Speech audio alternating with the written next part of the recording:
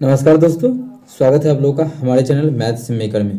तो चलिए आज का क्लास स्टार्ट करते हैं। अगर आप लोग रेलवे के किसी भी एग्जाम का तैयारी कर रहे हैं तो आप लोग इस वीडियो को देख सकते हैं, ठीक है। इस क्लास को देख सकते हैं। पीछे भी बहुत सारा क्लास अपलोड है रेलवे के, NTPC, group D, railway ALP, railway junior engineer, railway technician, सभी एग्जाम्स के लिए। मतलब रेलवे का प्रीवियस ईयर जितना भी होता है वो सभी मेरे चैनल पे अपलोड है, वो आप लोग जाके देख सकते हैं। और जो भी आगे आने वाला एग्जाम में पूछ सकता है वो सभी क्वेश्चन आप लोग के लिए हम डेली ला रहे हैं। तो डेली हमारे साथ सुबह और शाम जुड़ सकते हैं, सुबह के 6 बजे और शाम के 7 बजे। चलिए स्टार्ट करते हैं पहला क्वेश्चन से। क्वेश्चन नंबर 1 हमारा ये रहा, यदि दो संख्याएं का महत्तम समावर्तक कितना है, 2 है, और उनका लघु गुणनफल क्या है, 120 है। अच्छा, दो संख्याएं मानी ए और बी, मानना क्या है, दो संख्या बोला है तो बोला है, ठीक है। उसका HCF दे दिया है 2, ठीक है, और उस संख्या का गुना करते हैं तो कितना आता है, 120। तो दोनों संख्याओं का लघुत्तम समावर्तक क्या होगा। अब देखिए सिंपल सा क्वेश्चन है, इसमें अनुपात लिखने का कोई जरूरी नहीं है। एक फॉर्मूला होता है कि पहली संख्या गुना दूसरी संख्या बराबर LCM गुना HCF। तो पहली संख्या, दोनों संख्याओं का गुणनफल कितना है, 120 है, बराबर LCM निकालना है, और HCF जो क्वेश्चन में गिवन है वो हमें 2 दिया हुआ है। देख सकते हैं कि HCF कितना है, 2 है। काटेंगे इस तो L बराबर जो हमारा आ जाएगा 60 आ जाएगा। मतलब LCM जो आ गया इस क्वेश्चन का LCM वो हमारा 60 आ गया, जो कि हमारा ऑप्शन नंबर डी में है। तो ऑप्शन डी हमारा बिल्कुल करेक्ट हो जाएगा। चलिए अगला क्वेश्चन कर लेते हैं। क्वेश्चन नंबर 2 क्या है, 5 से 14 तक की सभी प्राकृत संख्याओं के घनों का योगफल ज्ञात करना है। कहाँ से 5 से 14 तक, 5 से 14 तक का मतलब क्या बोल रहा है कि 5 का क्यूब, 6 का क्यूब प्लस 7 का क्यूब, इसी प्रकार से बढ़ते बढ़ते जो हमें बोला है प्लस बढ़ते बढ़ते कहाँ तक का, प्लस जो हमारा है 14 तक का क्यूब, इसका निकालना है। तो इसका कोई फॉर्मूला हम लोग यहाँ से जानते नहीं हैं, हाँ, लेकिन इसका फॉर्मूला जरूर जानते हैं कि अगर इसमें भी एक भी ऐड रहता, 1 से लेके 1 से 14 तक रहता तो हम निकाल देते।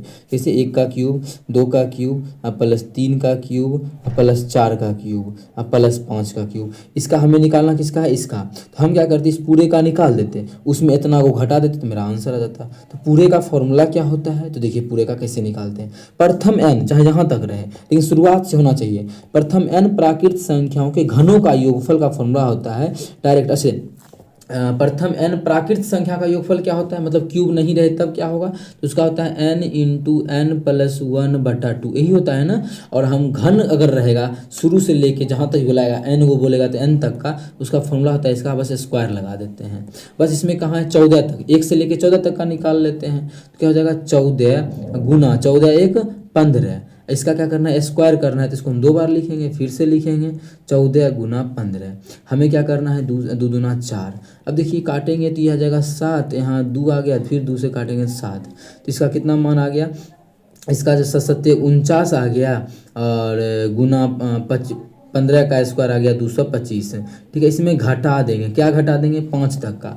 अब 4 तक का, 4 तक का आप लोग यहीं से निकाल लीजिए, फॉर्मूला पे सेट कीजिए। 4 तक का कितना क्यूब होगा, देखिए तो 4 चौक 16 चौक 64, 3 तिया 9, 8, 2 का क्यूब 8 और 1, 8 1 9, 8 27 36, 36 64 100। तो यहाँ तक का योगफल कितना आ गया, 100 आ गया। कोई विद्यार्थी बोलेगा नहीं समझ में आया, तो हम बोलेंगे नहीं, तो फॉर्मूला पे निकाल लो। 1 से 4 तक का घटा देंगे, इसमें फॉर्मूला क्या है जो है 4 तक का, तो 4 गुना 1 इससे एक अधिक 5, फिर इसका स्क्वायर करेंगे, फिर से लिखेंगे 4 गुना 5, फिर बटा क्या कर देंगे 4, जो यहाँ पे फॉर्मूला सेट की थी उसी को हम बैठाए हैं। क्या हो जाएगा, 4 से 4 गया, देखिए तो 5 25 25 चौके 100 इसमें घटा देंगे। अब देखिए जो भी आंसर होगा उसके इकाई अंक पे क्या होगा, 9 5 45, 5 आ गया, और इसमें क्या है 0, 5 में से 0 गया तो 5, इकाई अंक पे 5 होगा। क्या इसमें है, नहीं है तो गलत हो गया। हाँ इसमें है तो ये आंसर हो सकता है, इसमें है ये भी आंसर हो सकता है, हाँ इसमें नहीं है तो ये दोनों आंसर मेरा कैंसिल हो गया। अब ये दोनों तो आंसर हो ही नहीं सकता है, कौन सा, पहला और चौथा, ए और डी तो आंसर नहीं हो सकता है। अब इस दोनों में भी क्या हम इसको इतना गुना करेंगे, तो हम बोलेंगे गुना नहीं करना है। डिजिटल सम किस लिए है, उसका यूज करेंगे। तो क्या होता है देखिए, 9 और 9 4 कितना हो गया, 13, 13 का डिजिटल सम 4 गुना, तो 5 2 7 2 9 0, तो 4 गुना 0, इसका डिजिटल सम 0 आ गया, माइनस इसका डिजिटल सम कितना होगा 1, तो ओवरऑल कितना हो गया, इधर 0 इधर 1, सब मिला के डिजिटल सम 1 आ गया। देखते हैं 1 डिजिटल सम किसका है, इस दोनों में दुयोग बचा हुआ है ना, तो 9 का 9 खत्म हो गया, 5 3 8 1 9, 9 से 9 खत्म, इसका डिजिटल सम 0 आ गया, तो ये तो होगा नहीं क्योंकि डिजिटल सम 1 आना चाहिए। तो जब 3 का ऑप्शन गलत तो चौथा बिना चेक किए सही, लेकिन डिजिटल सम चेक करने का मैंने कर सकते हैं। 9 खत्म, 5 2 7 1 8, कितना आ गया 8, 8 का मतलब होता है डिजिटल सम 1, कितना 1, तो 1 देखिए आ गया ना, ठीक है, तो 1 आ गया। अब बोलिएगा 8 का मतलब 1, ऐसे 9 से हमेशा हम भाग करते हैं, ठीक है, तो 9 से भाग करेंगे तो कितना आएगा, एक बार 1 बचेगा ना, तो 1 हमारा डिजिटल सम हो गया, तो इसका भी 1 और इसका भी 1, तो ये हमारा ऑप्शन बी होगा बिना गुना किए। तो डिजिटल सम लगा सकते हैं, यूनिट डिजिट, बहुत सारा तरीका आप लोग बना सकते हैं। अगला क्वेश्चन हमारा है, अगर आप लोग रेलवे की किसी भी परीक्षा की तैयारी कर रहे हैं तो हमारे चैनल से तैयारी कर सकते हैं, बहुत ही बेहतरीन तरीके का कंटेंट रहता है। और आप लोग देखेंगे एलपी जितना भी रेलवे का एग्जाम हुआ है, इधर कुछ दिनों में एसएससी रेलवे का जूनियर इंजीनियर का, रेलवे रेल ड्राइवर का, असिस्टेंट लोको पायलट, वही टेक्नीशियन का, आरपीएफ का, सभी में अपनी क्लास से क्वेश्चन था, आप लोग मैच कर सकते हैं। सभी का प्रीवियस ईयर भी अपलोड है, वहाँ से मिला के कि हम जो क्लास कराए जो प्रीवियस ईयर में आया सेम है या नहीं, बहुत क्वेश्चन आप लोग को मिलेगा। तो जरूर आप लोग रेलवे का तैयारी कर रहे हैं तो हमारे साथ जुड़े, इससे बाहर आप लोगों को एक भी प्रश्न देखने को नहीं मिलेगा।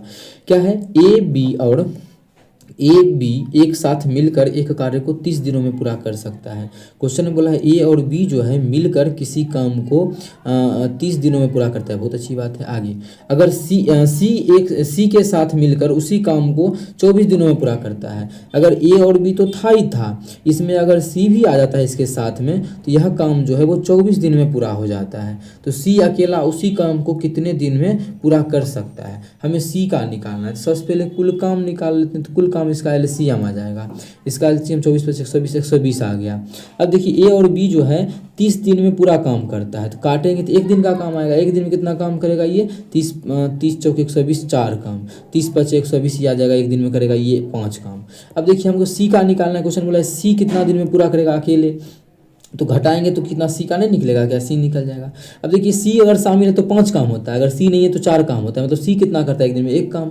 कुल काम है कितना, तो कुल काम जो है 120 है, कितना है 120 है, और सी जो है 1 दिन में 1 काम करता है, तो 1 से भाग कर देंगे, तो मतलब कुल जो समय लगेगा 120 दिन का समय लगेगा। अगर सी अकेले उस काम को करता है तो कुल काम खत्म होने में 120 दिन का समय लगेगा, जो कि हमारा ऑप्शन नंबर डी में है, तो ऑप्शन डी हमारा बिल्कुल करेक्ट होगा। आई होप आप लोगों को बहुत अच्छे ढंग से सभी क्वेश्चन समझ में आ रहा होगा। कहीं भी किसी प्रकार का कोई भी दिक्कत अगर हो रहा है तो आप लोग कमेंट करके हमसे पूछें। चलिए अगला क्वेश्चन कर लेते हैं। क्वेश्चन नंबर हमारा है क्वेश्चन नंबर 4। क्या है, 3 ट्रेन की चालों का अनुपात 2 3 5 है। 3 गो ट्रेन है जिसके स्पीड का रेशियो हमें दिया हुआ है, स्पीड का जो रेशियो हमें है वो दिया हुआ है 2:3:5 दिया हुआ है। तो पूछा है इन रेलगाड़ियों द्वारा समान दूरी तय करने में लगने वाले समय का अनुपात, हमें टाइम का रेशियो निकालना है, ठीक है, टाइम का रेशियो, लेकिन कब, जब समय क्या है समान है। अब देखिए याद रखना चाहिए आप लोगों को कि चाल बराबर एक फॉर्मूला होता है, क्या होता है, चाल बराबर होता है दूरी बटा समय, चाल बराबर जो होता है दूरी बटा समय होता है। ये क्या है, मतलब कि चाल अगर बढ़ेगा तो समय घटेगा, अगर समय बढ़ेगा तो चाल घटेगा। इसका मतलब है कि दूरी अगर कांस्टेंट है तो ये दोनों एक दूसरे का इन्वर्सली प्रोपोर्शनल होता है, व्युत्क्रमानुपाती होता है। तो हम 2 को रहता तो डायरेक्ट क्रॉस कर देते हैं कि इसका वाला ये, इसका वाला ये, मतलब इसको लगता है 3, इसको लगता है 2, लेकिन 3 को है तो हमें इसका डायरेक्ट हमको इन्वर्स करना, मतलब व्युत्क्रम करना पड़ेगा। तो समय इसका स्पीड अगर 2 है तो समय कितना लगेगा 1/2 अनुपात। इसका अगर 3 है स्पीड तो समय कितना लगेगा 1/3। अगर इसका स्पीड 5 है तो इसका 1/5 समय लगेगा। यही हमारा आंसर हो जाएगा। अगर ये आंसर नहीं दिया होगा तो इसका हम अनुपात निकालेंगे, अनुपात तो ये एक्चुअल में निकला नहीं है, ठीक है। देखिए आंसर हमारा पहला ऑप्शन में बटा में ही दे दिया तो टिक कर देंगे। अगर ये रहता ही नहीं, इसको सॉल्व करके देता, तब क्या करते, सॉल्व कैसे करते हैं, 30 तीनों का एलसीएम, देखिए अनुपात बनाना है तो कैसे सॉल्व करते हैं। 30 तीनों का एलसीएम कितना आएगा 30, तो 30 से गुना इसमें भी कर दीजिए, 30 का गुना यहाँ भी कर दीजिए और 30 का गुना यहाँ भी कर दीजिए। जैसे ही काटिएगा तो ये जगह 15 अनुपात, इसको काटेंगे तो 10 अनुपात, इसको काटेंगे तो 5 × 30, ये आ गया 15, 10 और 6, लेकिन कोई ऑप्शन में है नहीं, अनुपात निकाल के नहीं दिया हुआ है। हमें जो डायरेक्ट टिक करना था तो हमें यही दिया हुआ है, मेरा जो आंसर हो जाएगा यही हो जाएगा जो कि पहला ऑप्शन में है, तो पहला ऑप्शन बिल्कुल करेक्ट हो जाएगा। अगला क्वेश्चन की बात करें, क्वेश्चन नंबर 5 क्या है, इतना की माध्यिका ज्ञात करना है। क्या निकालना है हमें, माध्यिका निकालना है। तो माध्यिका की क्या क्या गो नंबर है, 1 2 3 4 5 6 7 8 9 10 11 12, क्या गो नंबर है, टोटल 12 गो नंबर है। तो माध्यिका क्या होता है, जो बीच में आता है वही होता है। अब देखिए कोई अगर 4 गो नंबर है, 4 गो 5 6 7 और 9, तो बीच में क्या होगा, 2 गो आता है उस कंडीशन में। हाँ अगर तीने को संख्या रहता तो बीच में 1 गो आता, तो यही मेरा माध्यिका हो जाता, या बढ़ते या घटते क्रम में सजाने के बाद जो सजा हुआ है ही, तो यही मेरा आंसर होता। लेकिन अगर कोई 4 गो नंबर जैसे आ गया, मानिए एक और आ गया, तब इसका माध्यिका क्या होगा, तो बीच वाला कैसे निकालते हैं, कि टोटल क्या गो नंबर है, 4 गो, तो 4 में 2 से भाग करेंगे, कितना जाएगा, दोसर नंबर, और दोसर से एक अधिक तेसर नंबर। देखिए तो दोसर और तेसर नंबर, यही इसी को जोड़ के हम 2 से भाग करेंगे। मतलब माध्यिका हमेशा बीच वाला होता है। अगर सम संख्या में नंबर है तो 2 को लेंगे बीच वाला। उसी प्रकार से 12 गो नंबर है, तो बीच में कौन कौन आएगा, तो 12 में क्या करेंगे, 2 से भाग करेंगे, काटेंगे तो आ जाएगा छठा नंबर, और एक अधिक कर देंगे तो आ जाएगा 7वां नंबर। ठीक है, तो छठा नंबर और 7वां नंबर वाला बीच में आएगा। तो पहले लिखें क्या, यहीं से गिन ले, नहीं, इसको बढ़ते या घटते क्रम में सजाएंगे तब। तो पहले क्यों निकाले, पहले इसलिए निकाले कि हम सभी को नहीं सजाएंगे, हम 7 नंबर तक सजाएंगे, 6 और 7 बीच में पकड़ा जाएगा, हम आगे क्यों सजाएंगे। तो सबसे छोटा हमारा इसमें क्या है, 0 है तो 0 लिख दिए, 0 के बाद 1 है तो 1 भी लिख दिए, 1 के बाद 2 हमारा, 1 यहाँ है, 1 यहाँ, 2 गो 2 है ना, तो 1 और 2 2 जो हमारा है वो 2 है तो लिख दिए। 2 के बाद 3 हमारा, एक गो 3 है, 1 गो 3 के बाद 4 देखिए तो यहाँ हमारा 4 भी है, 4 भी लिख दिए। 5 हमारा क्या हुआ, 1 2 और 3 गो 5 है, तो 1 2 3, आगे हम क्यों लिखे, हमें माने आगे लिखेंगे भी तो हमको बीच वाला से मतलब है ना, बीच वाला कितना, 6 और 7 नंबर, 1 2 3 4 5 6 और 7, यही दोनों तो बीच में आएगा, तो आगे हम क्यों लिखे। अगर आगे लिख भी लेते हैं तो बीच में तो भी तो हमारा यही आएगा, 2 गो बीच में आएगा, क्योंकि 12 गो नंबर था। जब 2 गो बीच में आता है तो दोनों को क्या करते हैं, जोड़ के 2 से भाग कर देते हैं। अगर बीच में 2 गो नंबर आए तो दोनों को जोड़ के 2 से भाग कर देते हैं। 5 4 9, 9 बटा 2 हमारा कितना हो जाएगा, 4.5, तो इसका माध्यक जो आ गया वो 4.5 आ गया। अगर कोई एक ही नंबर बीच में आता तो वही मेरा आंसर हो जाता, लेकिन इसमें 2 गो नंबर बीच में आ रहा है तो दोनों को जोड़ के हम क्या करेंगे, 2 से भाग करेंगे, तो वो मेरा जो है आंसर हो जाएगा। तो इस क्वेश्चन का माध्यक या माध्यिका बोले कितना हो गया, तो 4.5 हो गया। उम्मीद करते हैं दोस्तों समझ में आ गया होगा। कहीं भी किसी प्रकार का कोई भी दिक्कत हो कमेंट करके पूछ सकते हैं। ये VVI क्वेश्चन है, छोटा सा है, लेकिन सभी क्वेश्चन में पूछा जाता है कि 20%, 25%, 20% और 10% के क्रमिक बट्टों के समतुल्य भट्टा, ये तीनों को मिला देंगे तो 25 20 45 10 55, क्या 55 हो जाएगा, तो हम बोलेंगे नहीं, उस कंडीशन में आप लोग टिक कीजिएगा तो गलत हो जाएगा। यानी कि समतुल्य का मतलब सबको जोड़ देंगे, नहीं। इसका समतुल्य निकालने का 2 3 गो तरीका है। पहले अगर देखिए तो हम 2 गो का एक फॉर्मूला होता है, अगर 2 गो दिया रहता तो फॉर्मूला होता है, क्या होता है, x plus by plus x by बटा 100। ठीक है, ये फॉर्मूला होता है अगर 2 को दिया रहे तब। तो हम इसका यूज तीनों को में कर सकते हैं। वो कैसे, तो इस दोनों में लगा देंगे, जितना भी आंसर आएगा, मानिए x आ गया, फिर उसका इस दोनों में लगा देंगे तो भी हमारा सक्सेसिव निकल जाएगा। या फिर दूसरा भी तरीका आप लोग को बता देंगे। ऐसा नहीं कि यहाँ पे प्लस ही देंगे, अगर माने डिस्काउंट है तो यहाँ माइनस देंगे, यो माइनस, यो डिस्काउंट है तो यो माइनस, अब माइनस माइनस प्लस, यहाँ पे प्लस हो जाएगा। अगर एगो मानिए डिस्काउंट हो रहा है, एगो अगर प्रॉफिट इस प्रकार का आता है तो एगो प्लस एगो माइनस, उस कंडीशन में ऐसा लेंगे जैसा बोलेगा हमें क्वेश्चन में। यहाँ बोला तीनों बट्टे हैं तो हम पहले इस दोनों का निकाल लेते हैं, तो कितना हो जाएगा, ये -25 -20 और दोनों को क्या करेंगे, गुना, तो माइनस माइनस प्लस 25 गुना 20, फिर क्या करेंगे, इस दोनों में 100 से भाग करेंगे, सिर्फ इसी दोनों में, तो सक्सेसिव निकल जाएगा। 20 5 100, 5 5 25, ये +5 ये हो जाएगा 45, 45 में से 5 गया तो -40। माइनस का मतलब क्या हो गया, छूट, कितने का, 40% का। अब देखिए दोनों को मिलाया तो 45 नहीं 40 हुआ, बिल्कुल सही है 40। अब जितना भी आया इस दोनों को मिलाया तो कितना आ गया, 40 का आ गया। अब हमें निकालना है 40 का और 10 का निकाल देंगे तो ही तो मेरा आंसर होगा। तो -40 -10 माइनस माइनस प्लस 40 गुना 10 400 बटा 100। ठीक है, जैसे इसको सॉल्व करेंगे 2 0 से 2 0 गया तो 50 में से 4 गया 46 आ गया, तो माइनस का मतलब छूट कितना, 46% का। मतलब अगर तीनों को मिलाएंगे तो क्रमिक बट्टा जो होगा वो 46% का होगा, जो कि ऑप्शन नंबर बी में है। तो ऑप्शन बी हमारा इस क्वेश्चन का बिल्कुल करेक्ट आंसर होगा। कौन सा ऑप्शन, ऑप्शन बी। ठीक है, इस प्रकार से आप लोग निकाल सकते हैं। अगर इसमें भी बहुत तकलीफ आता है, बराबर होता है कि अगर मान रहता है 19% इस प्रकार से, तो फिर दिक्कत होता है। तो उस कंडीशन में हम क्या करते हैं, देखिए 25% का हो रहा है पहला, दूसरा है 20% का डिस्काउंट, तीसरा है 10% का डिस्काउंट। 25% का डिस्काउंट मतलब 25% का फ्रैक्शन वैल्यू 1/4 होता है। मतलब कोई 4 का चीज़ है तो उसमें 1 का छूट दे के 3 में बेचा जाएगा। ठीक है, यहाँ पे 20% का होता है 1/5। मतलब कोई चीज़ 5 का है तो उस पर 1 का छूट दे के 4 में बेचा जाएगा। यहाँ 10% का होता है 1/10। कैसे निकालते हैं, तो 100 से भाग करेंगे तो आते जाएगा, देखिए 1/5 आ जाएगा। इसमें 100 से भाग करेंगे 10 आ जाएगा, 1/10। तो 1/10 जैसे इसका करेंगे तो मतलब 10 का चीज़ 1 का छूट देके 9 में बिकेगा। इसको गुना करेंगे कितना हो जाएगा, ये 500 के 20, 20 दहें 200 आ गया। यहाँ पे अगर देखें 4 तिया 12 नमा 108 आ गया। हमें हमेशा छूट कुछ भी 100 पे देखते हैं तो काट के अगर 100 आ रहा है तो ले आएंगे, नहीं आता तो कोई बात नहीं था, फिर हम यूज कर लेते फार्मूला का, मतलब कॉन्सेप्ट बैठा लेते 100 से भाग करके। तो ये हमारा 54 आ गया। मतलब कोई चीज़ अगर 100 का है और 54 में बेचा जा रहा है तो छूट कितने का हो रहा है, 100 का चीज़ अगर कोई 54 में बेचा रहा है कितना का छूट हो रहा है, 46 का। 46 का छूट किस पे है, 100 पर है, तो 46% डायरेक्ट मेरा आंसर हो जाएगा, जो कि देखिए ऑप्शन हमारा बी में है। इस तरीका से भी इतना ही आया था, दोनों एक ही तरीका है। अगर आप लोग का मन करे नहीं हम क्यों काटेंगे, बिना काटे निकालेंगे, तो बिना काटे भी निकाल सकते, जरूरी क्या है काटना। देखिए कितना का छूट हो रहा है, 200 का चीज़ 108 में बेचा जा रहा है, कितने का छूट, 92 का छूट। छूट किस पे हो रहा है, 200 पर, तो 2 से भाग कर देंगे। परसेंटेज निकालना है तो 100 से गुना कर देंगे। ठीक है, 2 जीरो से 2 जीरो 2 से काटेंगे तो 46% आ गया।